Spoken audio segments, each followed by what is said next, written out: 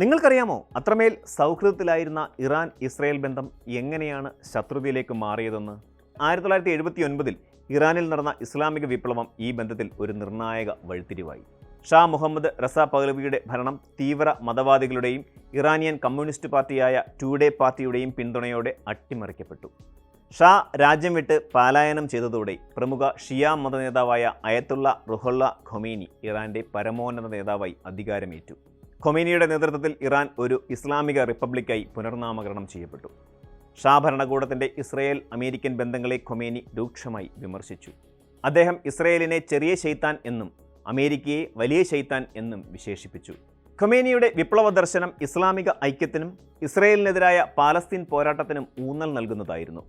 അധികാരം ഉറപ്പിക്കുന്നതിൻ്റെ ഭാഗമായി വിപ്ലവത്തിൽ പങ്കാളികളായിരുന്ന കമ്മ്യൂണിസ്റ്റുകാരെ ഖൊമേനി ഭരണകൂടം ആജീവനാന്ത തടവിനും വധശിക്ഷയ്ക്കും വിധേയരാക്കി.